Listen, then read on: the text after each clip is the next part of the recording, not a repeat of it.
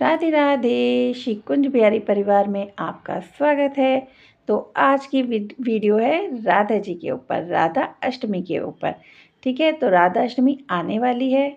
कब है राधा अष्टमी, क्या फेवरेट कलर है, क्या भोजन है, क्या कैसे मनाएं, हम व्रत कैसे करें, तो इस विषय पे ही बात करेंगे।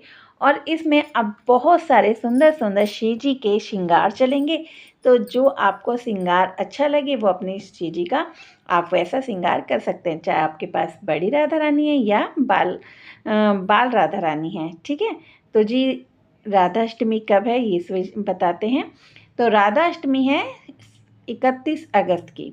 31 अगस्त को आप राधा अष्टमी का उत्सव मनाएंगे। और व्रत कैसे करेंगे, तो व्रत 30 तारीख को शुरू हो जाएगा राधा अष्टमी का, क्योंकि सप्तमी से ही राधा अष्टमी जी का व्रत शुरू हो जाता है।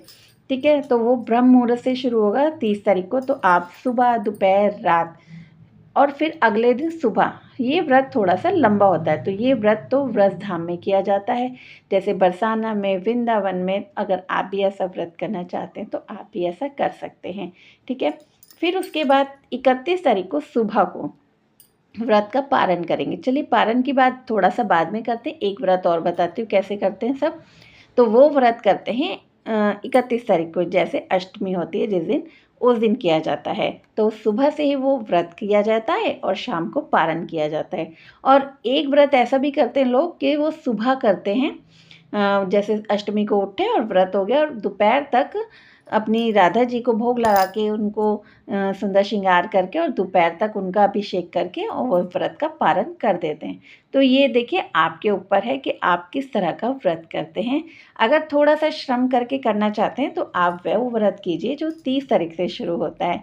नहीं तो आप फिर जैसा व्रत करते आ रहे हैं वैसा भी कर सकते हैं। ठीक है, अब 31 तारीख की सुबह को ब्रह्म मुहूर्त में, ब्रह्म मुहूर्त होता है 3:30 बजे से स्टार्ट हो जाता है।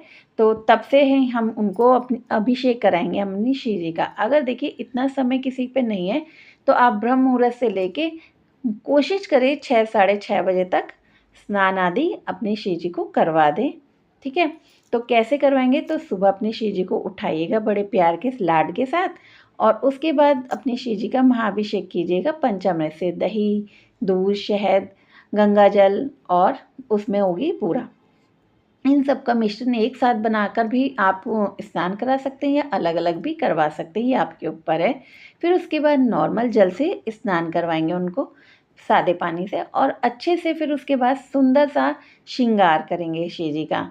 कैसे करेंगे, उनके चरणों की सेवा की जाएगी उस दिन। सबसे पहले तो ज़रूरी यह है कि हमारे राधा अष्टमी को शिव जी के चरणों की सेवा की जाती है, यानी कि उनके चरण साल में एक बार ही दिखाए जाते हैं। तो बहुत सुंदर सा चरणों का श्रृंगार किया जाता है। आलता लगाइए, मेहंदी लगाइए, स्टोन की बिंदियों से सजाइए, पायल पहनाइए, क्योंकि उस दिन हमारे चरण, हमारे शिव जी के चरण दिखाए जाते हैं हमको। ठीक है, फिर उसके बाद उनको सुंदर सा नीले रंग का वस्त्र आभूषण पहनाकर सुंदर श्रृंगार कीजिए। अगर नीले रंग के नहीं है तो आप किसी भी रंग के श्रृंगार उनको दे सकते हैं। ठीक है, जो हमारे शिव जी को पसंद हो वो अपने आप ही अपना इंतजाम करवा लेती हैं। ऐसा कुछ नहीं कि नीले ही वस्त्र पहनाएंगे। ठीक है, तो इसके बाद आप क्या करेंगे, फिर आप उनकी अच्छे से सुंदर से आरती करेंगे। और हाँ, मालिश करनी भी ज़रूरी है। आप घी से या इत्र से मालिश भी कर सकते हैं उस दिन, करनी ही चाहिए, कर सकते नहीं, करनी चाहिए। ठीक है, फिर उसके बाद उनकी बहुत सुंदर से आरती वंदना कीजिएगा, बड़े प्यार से उनको दुलार से उनकी न्योछावर कीजिएगा, नज़र उतारिएगा।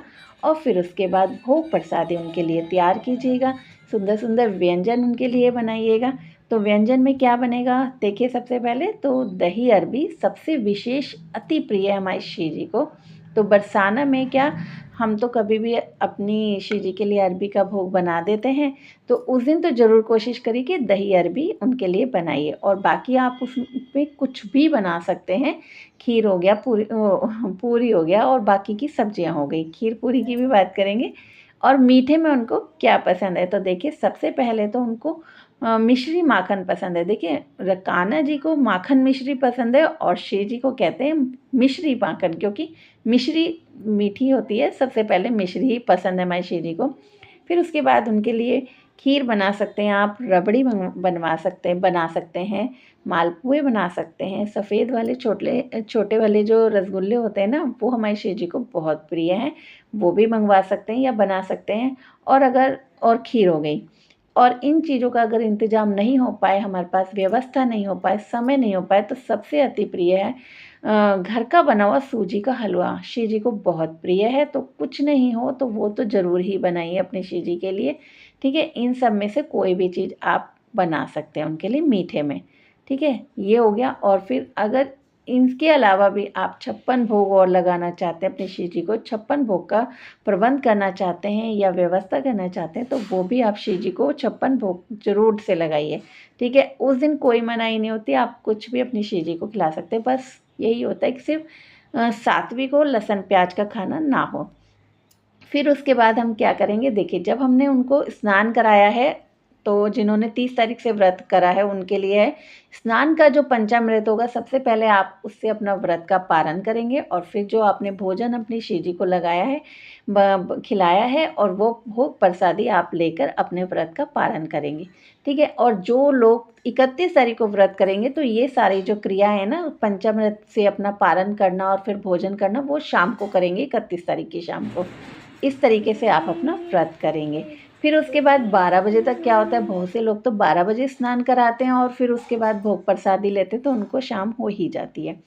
फिर उसके बाद होता है भानोत्सव। भानोत्सव क्या होता है, जैसे नंद उत्सव होता है ना, ऐसे भानोत्सव होता है। तो 12 बजे तक बरसाने में भानोत्सव चलता है, ठीक है। तो आप वो करेंगे, गीत संगीत के साथ, भजनों के साथ अपना पूरा दिन व्यतीत करेंगे। यही होती है राधा अष्टमी की पूजा अर्चना वंदना। अगर वीडियो पसंद आ जाए तो लाइक शेयर कमेंट जरूर से कीजिएगा।